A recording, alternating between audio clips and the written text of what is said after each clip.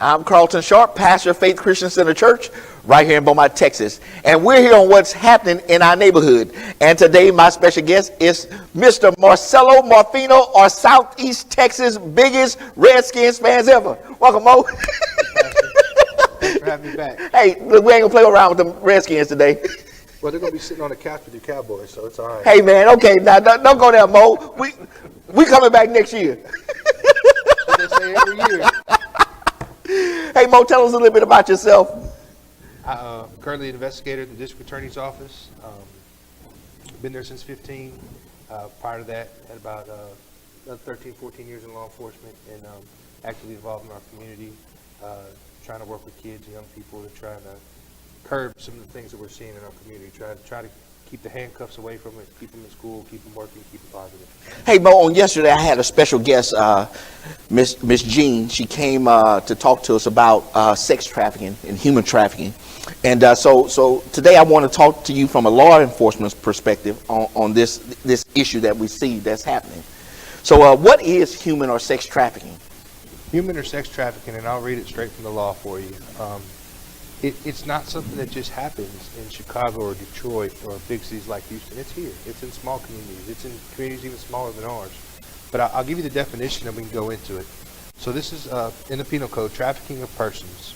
A person commits an offense if the person knowingly traffics another person with the intent that the trafficked person engage in forced labor or services, receives a benefit from participating in a venture that involves an activity described by Subdivision 1, including by receiving labor or services the person knows are forced labor or services. This is the key in these cases. Traffics another person through force, fraud, or coercion. Wow. It doesn't have to be violence. It can be coercion, it can be fraud, it can be force. Causes the trafficked person to engage in conduct prohibited, and these are the conducts: prostitution, promotion of prostitution, aggravated promotion of prostitution, or compelling prostitution. So there's different laws and violations that if someone is forced to do them, then the trafficker is charged and culpable. Okay.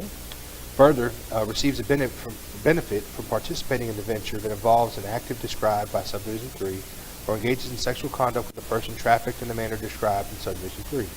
Traffics a child with intent to traffic child engaged in forced labor services, receives a benefit from participating in a venture that involves an activity described in this subdivision, including by receiving labor or services the person knows are forced labor or services.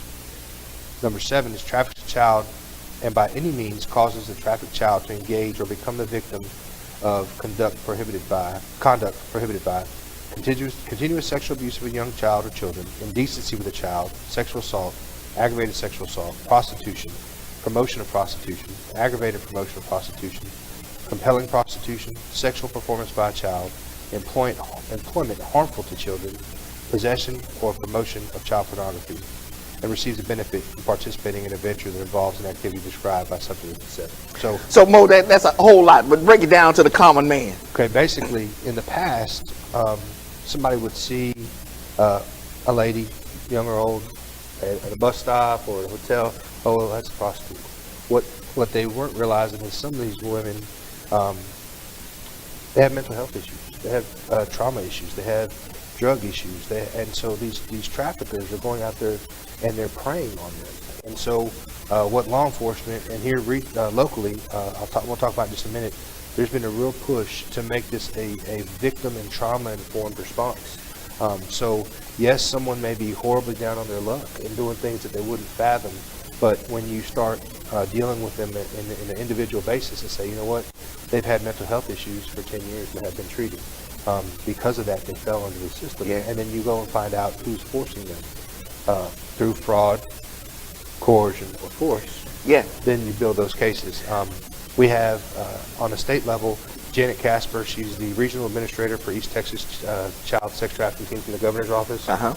They've been awesome. They've come in here, help us set up training, help us really get off the ground. Houston is a hub, unfortunately. And wow. We're close enough that we've reached out to them, got some help. My office, I work, District Attorney Bob Wortham, has really jumped off on this, and a prosecutor that handles the sex trafficking is Kim Pipkin, and they've started Southeast Texas Alliance Against Trafficking, STAT. Now Mo, we are seeing now younger and younger kids been abducted and been put in this situation?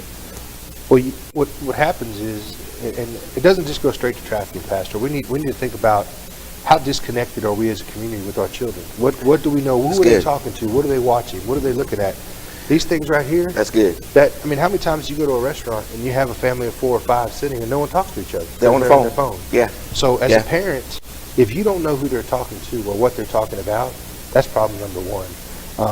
On the coalition and what they're doing with STAT, which is great, is let's say a parent has an issue. We now are publicizing who you can go talk to. Is it a trauma issue? Is it a mental health issue? Is it a depression issue? Is it a drug issue? So before it may come to fruition into a bigger problem, we have different places. And also, let's be honest, there's certain things as men that we're not going to, be comfortable probably talking to a victim, but if we can put them in the right place, in the right scenario, then they empower themselves. Then they have a way, and maybe they have a friend, or maybe they have another person, or someone may not be involved in it, but says, you know what, everything I'm being taught in this training, or what they talk about at school, so-and-so in my class, I'm worried about her. And then they feel empowered to say, hey, I think my friend has some issues. So that's how we're going to turn it around locally. Now, it's not just about girls, little girls, or little boys. I mean, boys are also included in this. Unfortunately, men are unfortunately, yeah. And so are you seeing now, since Houston is the hub, I-10 is that gateway to directions. Correct. And unfortunately, we are in that. What we have to do with that is, and this is different than your normal case where someone goes and, let's say, breaks into a house or robs a store or commits a traffic violation. They're from here, they're committing a crime here. You may have people from out of town, or you may have it to where these traffickers are setting up shop, let's say, for a few weeks or a month until it gets, the heat gets on them, and then they're going to go down the road. So having contacts, and that's what's great about people like Janet Casper in the governor's office, and I can't say enough about DPS has really helped us locally with their task force, and HPD. There's a joint task force in Harris County that has come all the way out here and helped us in our cases. And so those guys, there's Agent Rainwater, Agent Benson, Sergeant Wall. Some of those guys have been instrumental in teaching us some things that we weren't used to, and then from there. You go to another training and you meet somebody that works for Denver, or you meet somebody that works in Florida, or you meet somebody that works in Louisiana, and you start picking up the phone. Hey, we've got a girl that is from your area. Oh, hey, we've been looking for her for 3 months. Wow. So the communication is key on building these relationships, building these working relationships, and sharing information. So earlier you said it's not just about big cities. Are we seeing that in our community? Yes, sir. Unfortunately. I can't talk about open cases, but here pretty soon we're going to see some things. We had that one case last year that they prosecuted out of our office, and the guy got, I think close to 60 or 70 years. Wow. It's horrible what some of these guys are doing to these young girls. And so I think with more of the attention, you don't want to have it to where it's a case and the person gets however much time in prison. We want to really, I can't stress this enough, make it a victim's approach, trauma-informed approach, and hopefully try and teach these young women, and some have unfortunately been in it very, very long. They've been brought into it by family, or been brought into it by loved ones, or so-called loved ones. And so it's getting, people like Harvest House, Lisa Bowler, Kara Harrington at the Garth House, Spindletop, Family Service Southeast Texas, the Rape and Crisis Center. I can go on and on, but everyone's teaming up. Everyone's getting on the same plan and saying, hey, if we're the forensic interviewers, we're going to be the best at forensic interviewing. If we're the ones that have the ability to go out and recover these girls, then we're going to get everyone in touch. So everyone's doing their part, and they're caught on the wheel. And Kim in the office has really taken a stand-up approach to putting everyone on the same page. Okay, so Mo, with this new organization, this STAT, we have the information that we could put on the screen there. For those who need help, they're able to call. That's if it's at the ultimate, if someone's being trafficked. Yes, the flyer that we have, this is so new that we've had a couple trainings. It's being put out, but my biggest thing, it's no different than if you're in a neighborhood and something doesn't look right. You've got a guy that's got 4 or 5 young girls in the car that you know don't belong there, pick up the phone and call. A phone It's call, that simple, yeah. you know, as a business owner, if it's different if it's a camp counselor or a coach or someone coming in with a team, but if you see a guy with a group of girls and things just don't look right, pick up the phone and call. Yeah. You know, call the police, say, hey, something doesn't look right. And it's on them to come out and maybe look at the video or identify the vehicle, whatever it might be. But that's how things happen. And I can't talk on specifics our case, but other crimes occurred that opened our eyes to certain things. And then the collaboration with other agencies, other areas.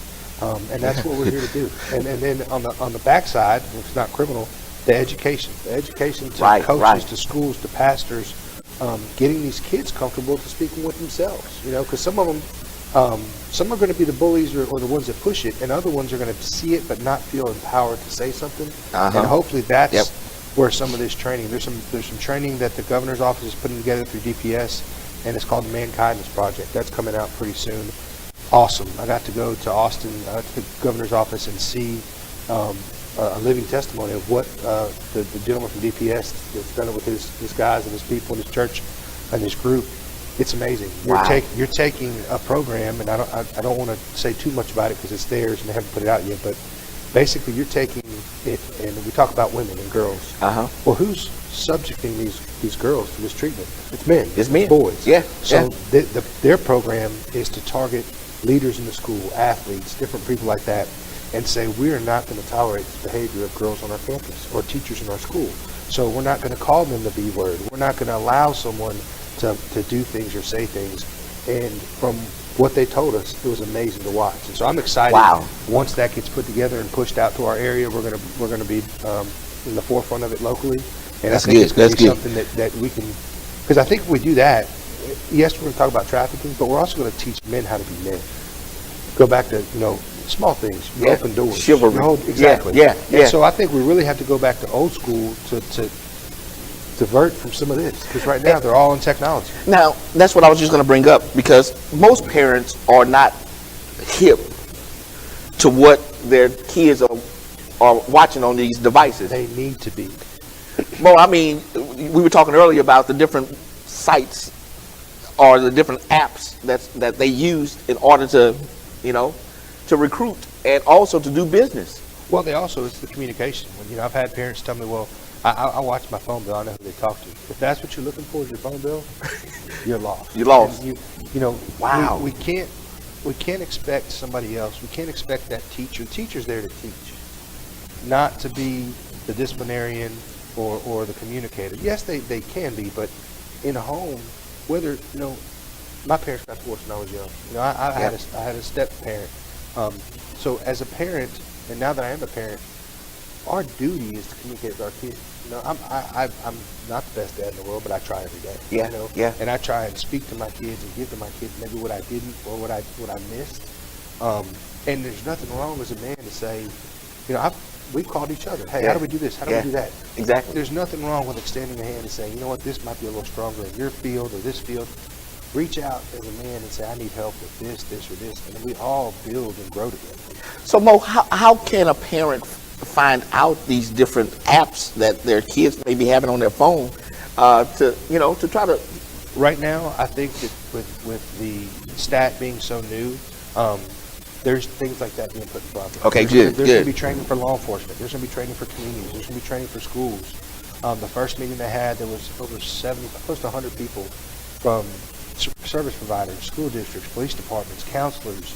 I mean, it was a good group of people to start sharing, because one person's stronghold may be another person's weak side, but together, it's just it's filling the gaps. Yeah. So this is something that's new.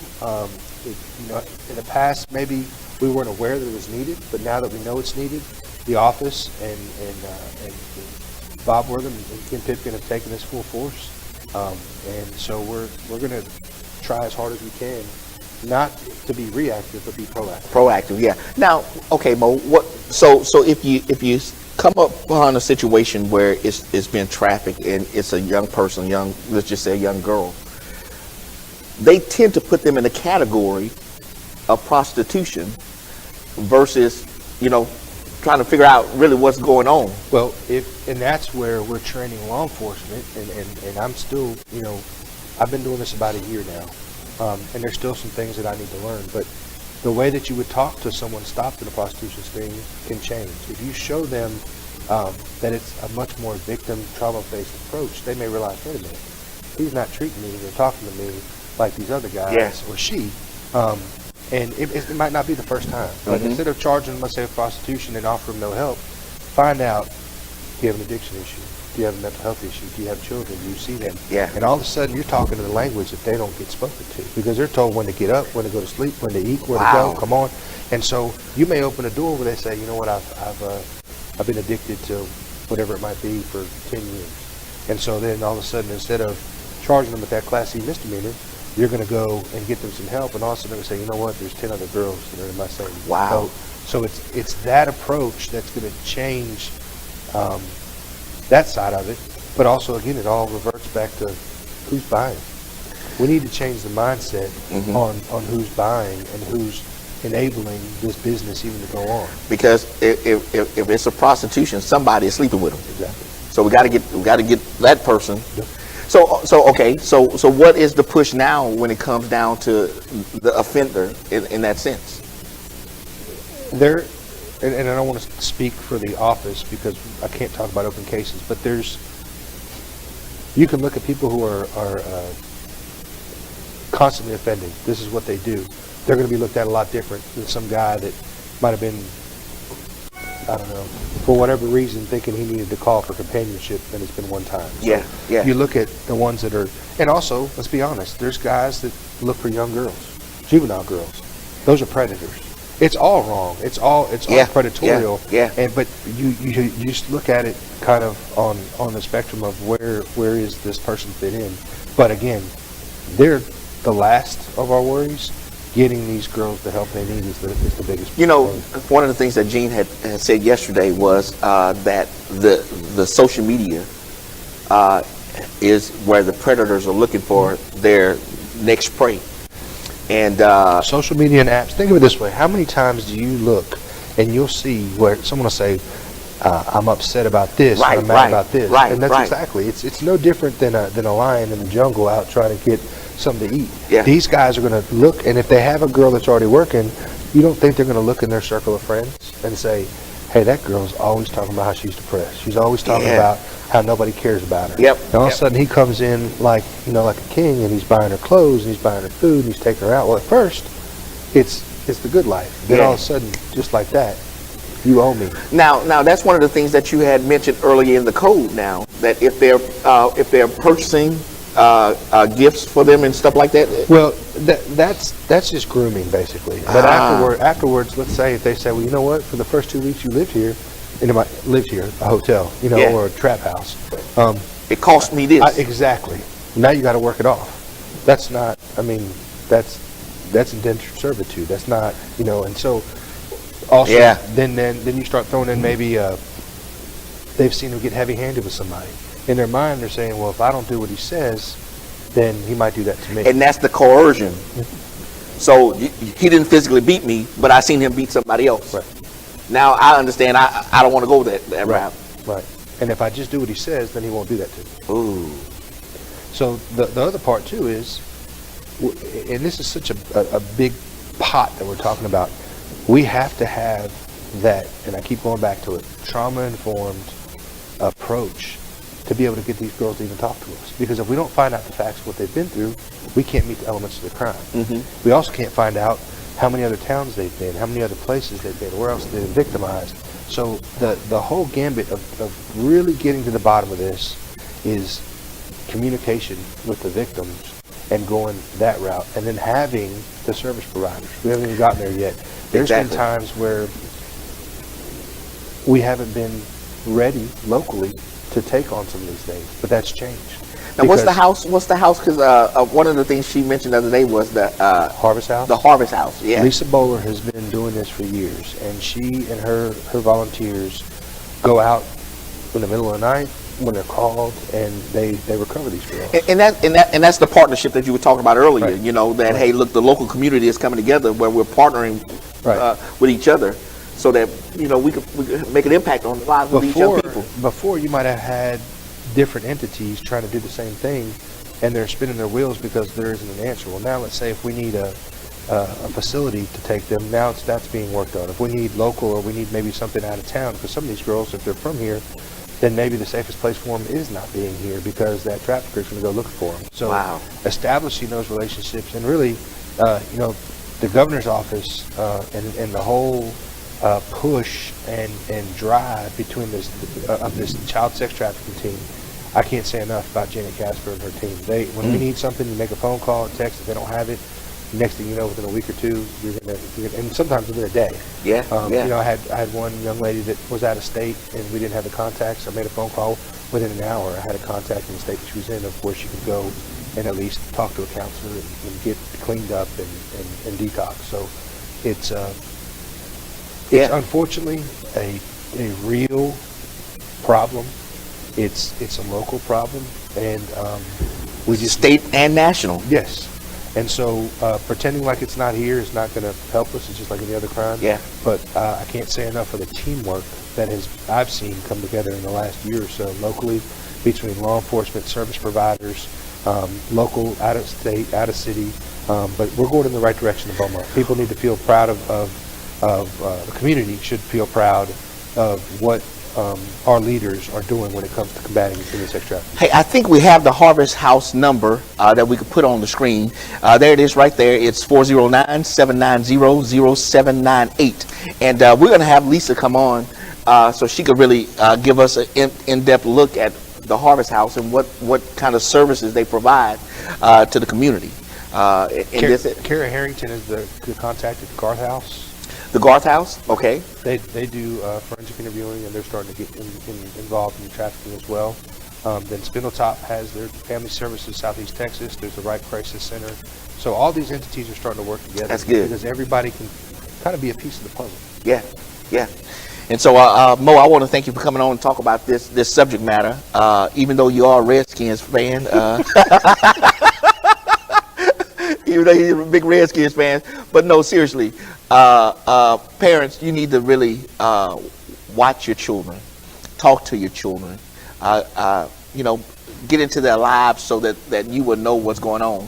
And the predators are looking for those children who feel abandoned, who feel isolated, and so we want to make sure that we do what we can to get the information out to the public, especially in this area and other areas too. But right now, this is one of the things that is happening that we need to get control of.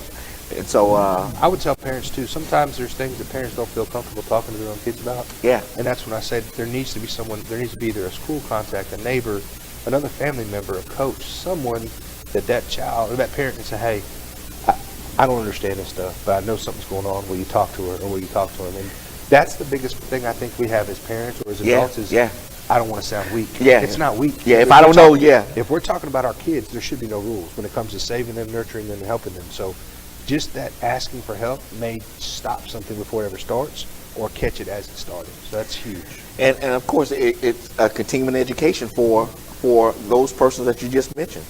Coaches, teachers, pastors. Everybody. Everyone. It affects everyone. And, we're talking about sex trafficking, but if you really think about it on a life level, it's human trafficking. We may stop a crime before it occurs if we stop thinking it's somebody else's job or somebody else's problem. If we're more involved, it takes a village. Well, what's that old saying? You see something, say something? Exactly. We got common sense, Mo. If we see a van load of girls and one guy, and the guy buying all the material for the girls, that might be something we use. Take a license plate number down. Call the police and say, hey, I'm at this store and there's actually video here. And it might be the one piece of the puzzle that they've been looking for. They may be from out of state. It may be that they move from hotels every night or whatever trap houses are in. So little things like that can be huge. And, there's Crime Stoppers. If you don't want to leave your name and number, you can call Crime Stoppers, 822-TIPS. That's another facet. You can text your tip to Crime Stoppers. Yeah. But you know what, Mo? We have to, as a community, get out of the mindset it's somebody else's problem. It's somebody else's problem, and that you're snitching. Right. You could save somebody's life. You will save somebody's life. Yeah. And also think of what if it was your daughter? Exactly. I would want somebody to reach out and call the police and say, hey man, this doesn't look right. or your son for that matter. I Right, mean, right. because it's no discrimination now. Right. I think if we all take an active approach and stop condemning, judging, labeling, and just say somebody's broken. It's not my job to fix them, but somebody's broken, and I noticed that, and I need to get the right people here. Yep. All right. Well, listen, I want to thank Mo for joining us today, and I want to thank you for joining us today on what's happening in our neighborhood. And we will see you next time on our broadcast. Go Redskins.